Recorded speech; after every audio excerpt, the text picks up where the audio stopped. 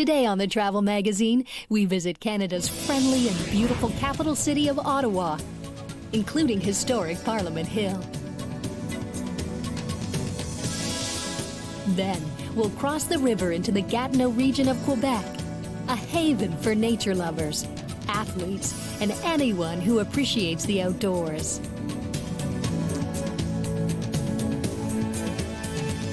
There are 170 kilometers of recreational pathways in Ottawa, and the city's surrounded by a green belt, hence the name, the Green Capital. So it only takes a few minutes to find a path to blade and bike while still being in the downtown core. We'll also visit the remarkable estate of the late Prime Minister William Lyon Mackenzie King.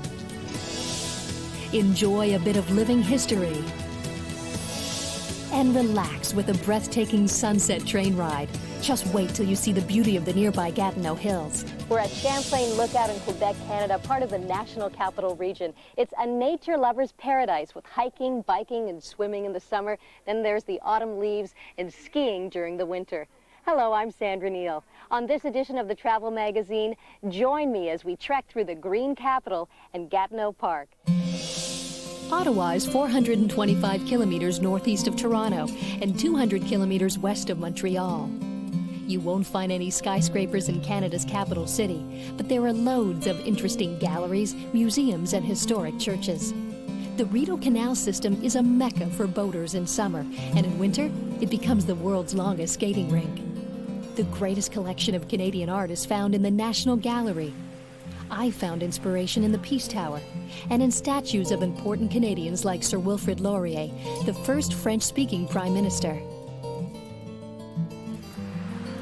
Running, cycling, rowing, whatever your favorite form of exercise, there's no shortage of places to pursue it here. Ottawa could be called the fitness capital of Canada. There are more bikes per capita here than any other place in the country. And to enjoy the Ottawa outdoors, you need to be outfitted from head to toe. Here's what you need: trekking socks to avoid blisters, waterproof shorts, a stretchy top, another one for layering in case it gets cold, and finally, water-resistant hiking boots. Well, I think I'm all ready. Did I mention the hat? It's neoprene in case it falls in the water. Of course, I've got my camera to capture those magic moments. Those helmets are genuine bearskin, part of the Governor General's Foot Guards uniforms. My first snapshot on Parliament Hill. But the Mounties are the most popular attraction. People come running to get photos of them. The first things you'll notice about Ottawa is that, well, it takes a little longer to explain things because it's a bilingual city. English, French, French, English. And the other thing you'll notice is that there are Canadian flags everywhere. In fact, this former Prime Minister Pearson chose the maple leaf emblem from thousands of applicants back in 1965. In fact, his monument is placed so that he can see dozens of Canadian flags. Gee, I wonder how many Canadian flags there are in the area. Pearson's peacekeeping efforts earned him the Nobel Peace Prize in 1957. He created the United Nations Peacekeeping Force. The view from his statue takes in a monument of Queen Victoria. Let's see, 1, 2... Hundreds of thousands of visitors come to Ottawa for Canada Day celebrations on July 1st. Flags are everywhere, and you can feel the unity of this nation's many cultural groups. Well, I guess we could call this number 10.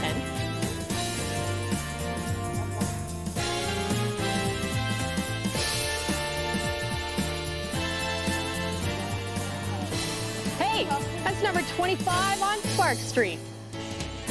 The red and white flies high above the cafes and shops along Sparks, overlooking the throng below. The people of Ontario aren't the only patriotic ones.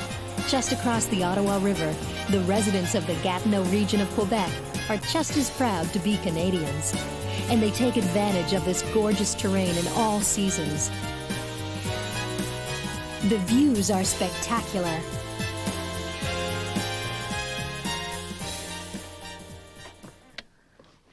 $168.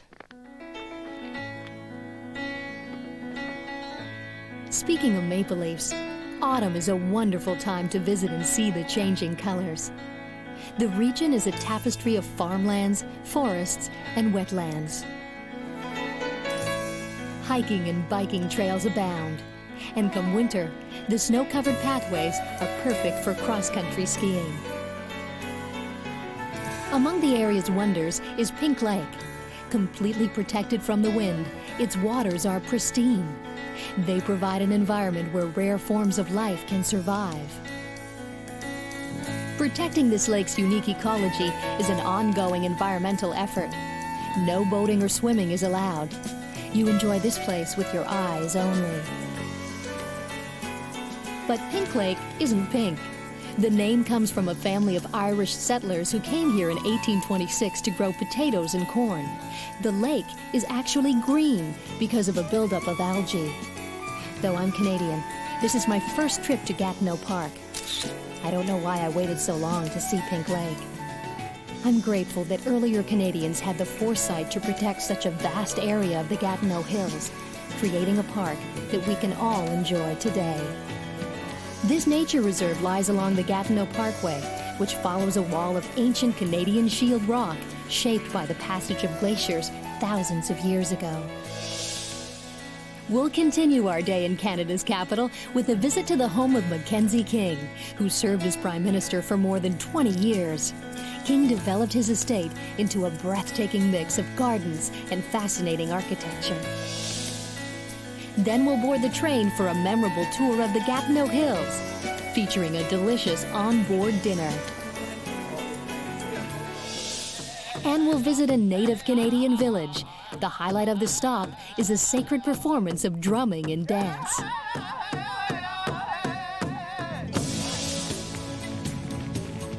We'll be back with more of the natural beauty that make up Ottawa and the Gatineau Hills right after this. Stay with us. Welcome back to the Travel Magazine. Just a few minutes from Parliament Hill is the Mackenzie King Estate. King spent his life in public service, unifying Canada's diverse cultural identities with his lifelong passion. There's much more to this man than his quiet, comfortable public image. King left his beautiful home and grounds to the people of Canada, and the property has been maintained for our enjoyment. An historic gem in the Gatineau region of Quebec is the William Lyon Mackenzie King Estate. Gabrielle, how did he acquire this property? The first time he came up here was Thanksgiving of 1900. It was a tradition in Ottawa to bike up into the park during Thanksgiving. So he took his best friend and they went for a bike ride and they came up to this lake, which was called Kingsmere Lake. He basically fell in love with the place. So he bought himself an acre and a half, moved in the summer of 1903, and then progressively every summer would come back and would build and build and build and build and build. And by 1950, we had about 500 acres here in the park.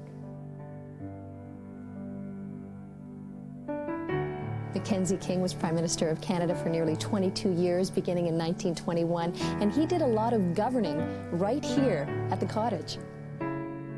This is a wonderful place to work. It's calm, it's peaceful, it's beautiful, it's serene. It was a getaway from everything and focus on work, but also focus on himself, basically, to make him a better leader. King kept a daily journal throughout his 22 years in office. Gabrielle, I didn't realize that Mackenzie King was technically the first Canadian citizen, and he had a hand in making our currency bilingual. Can you explain that? Well, the citizenship was brought about in about 1947. Paul Martin Sr. had a great deal to do with that, and it was during Mackenzie King's time. And he was the first citizen to receive a Canadian passport. So his passport is 0001, I think, which is great. And the currency was being developed when he was Prime Minister, and they had planned to have some sort of dual currency, English for the English, French for the French, some kind of system. And he said, no, well, we'll have, it's a bilingual country, we'll have bilingual currency. And he was great for that. He respected both sides of the equation. He was a great politician, so he never forgot anybody, and everyone was represented or felt represented.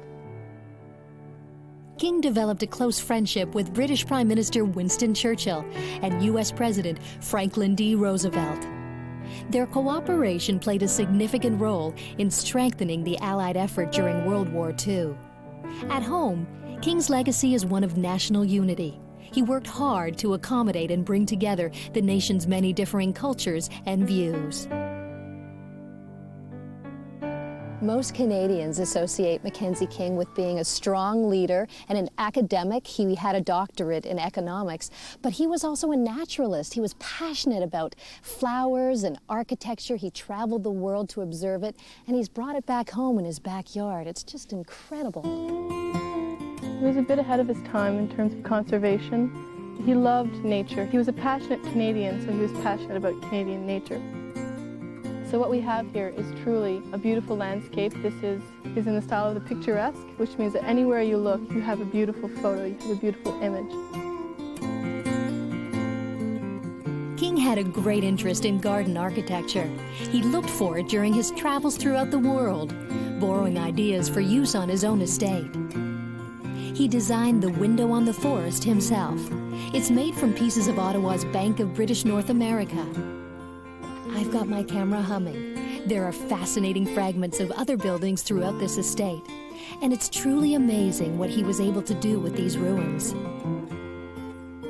There's a replica of the Arc de Triomphe, and structures fashioned from bits of government buildings, including the old Canadian Parliament building that burned down in 1916. King even used stones from his grandfather's print shop and from the British Parliament buildings in London.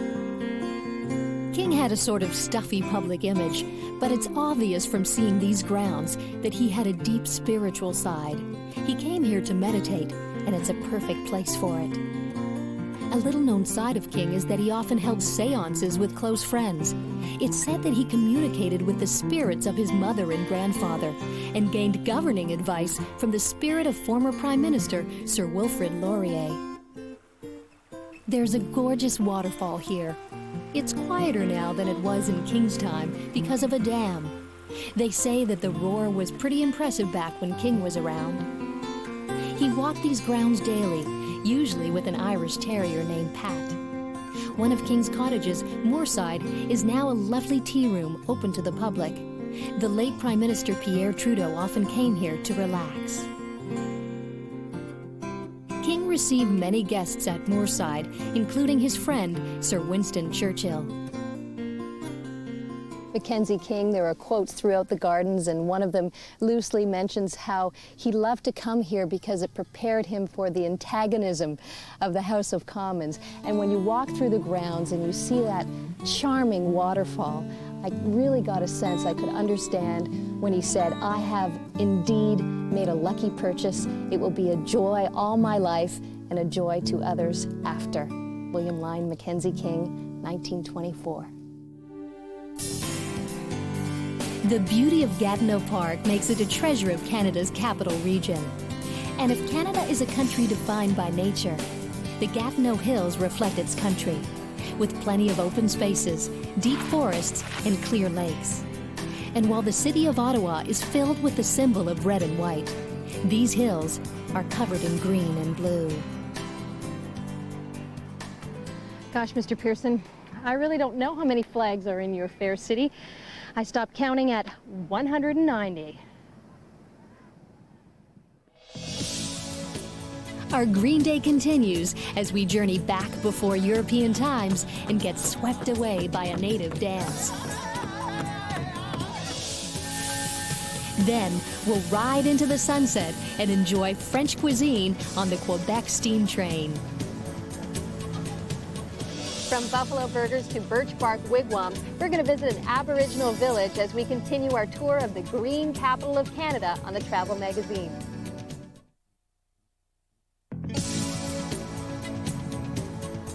Welcome back to our exploration of nature in Ottawa's capital region. Across from Parliament Hill along the Ottawa River is Victoria Island. It's always been native land, and right now it's an Aboriginal village where tourists can take an interpretation tour and watch a drum and dance performance. The Algonquin people carved their history out of their surroundings. They lived and traded along the Ottawa River long before the arrival of the Europeans. Through the teachings of their elders, passed down through generations, their culture has survived. And here on Victoria Island, you can smell it. The cooking of the buffalo meat and the Arctic char. And in the freshness of a newly made wigwam, as you walk through the birch bark shavings from the carver's knife.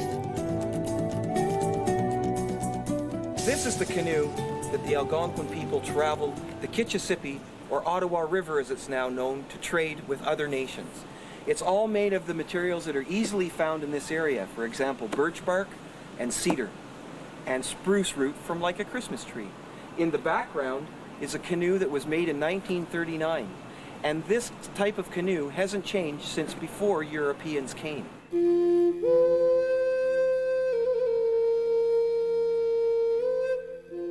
The dance presentation has been passed down from generation upon generation, and it's a tradition whenever anybody came to a place like Victoria Island to trade and to gather, that they would celebrate with these dances.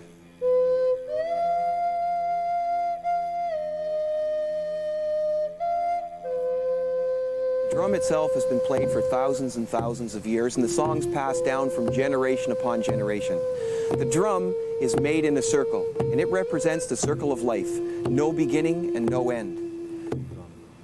The drum represents the heartbeat of Mother Earth, because it's the very first sound you hear upon creation.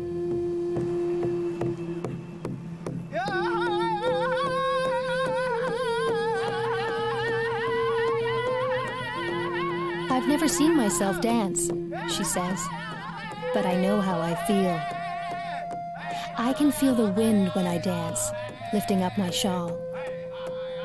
But my feet, they're swept away by the music of the drum and the cries of my people singing. If I could see myself dance, I would hope to see what I feel. How gently my feet carry me to another place, to how it must have been for my people in the beginning. I honor my people with the hoop dance. My rings are the circle of life. They have no beginning, only endless forms of life, from the eagle to the thunderbird.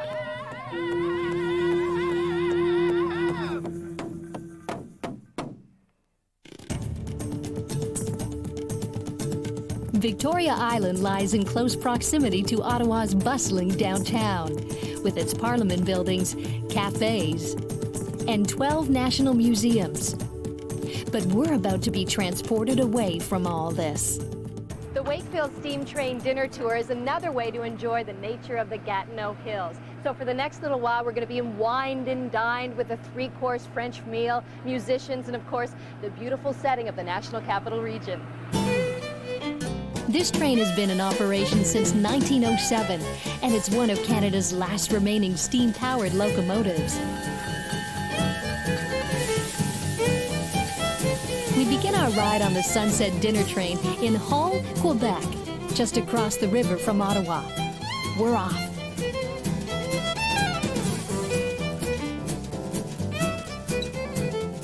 Within 10 minutes of the train ride, you're outside of the city and on your way to Gatineau Park. And if you're lucky at this time of night, you might even see a deer or perhaps a bear. The train follows the Gatineau River and then ends at the village of Wakefield, where the locomotive is turned by hand. In the meantime, I'm going to enjoy my pâté with Jacques from Ottawa. This looks delicious, Jacques.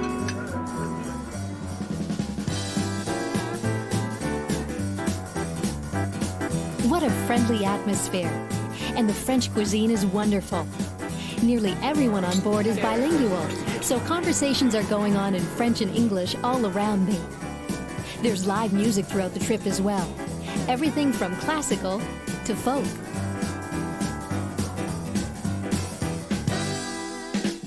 I'd love to take this ride in autumn. I've heard that the colors of the changing leaves are spectacular, especially when they're reflected in the water. The train runs from May through October, so you can definitely catch the peak of autumn color.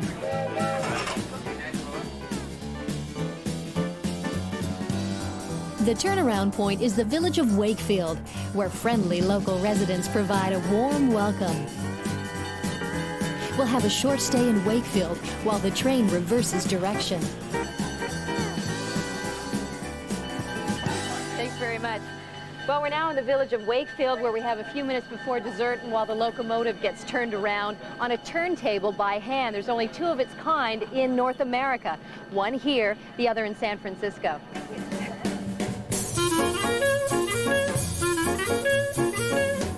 The turnaround is an incredible thing to watch. It takes the whole crew about 15 minutes to accomplish the task.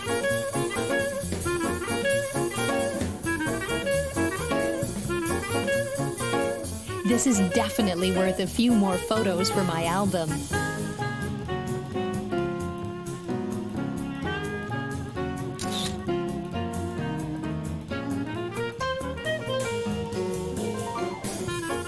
Everybody gets into the act, including the train's musicians.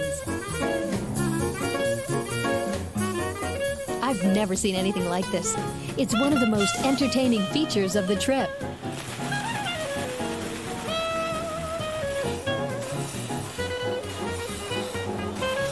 Looks like we're about ready to go.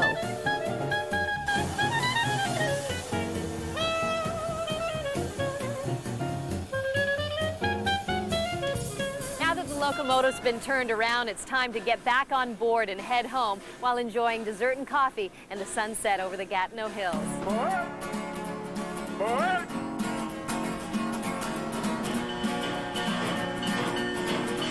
This train ride has been a wonderful cap to an incredible day.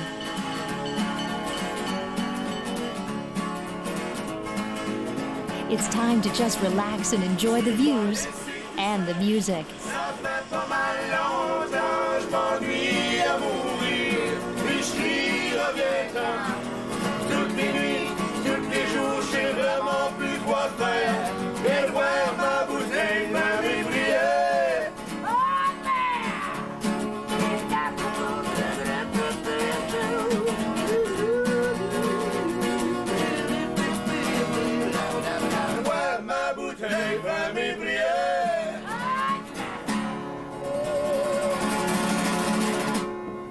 The city of Ottawa has managed to create that ideal balance in urban planning.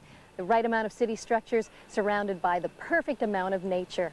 For the Travel Magazine, I'm Sandra Neal. Join us again as we travel the world. And you know, even at night here in Ottawa, you can feel the wind on Parliament Hill.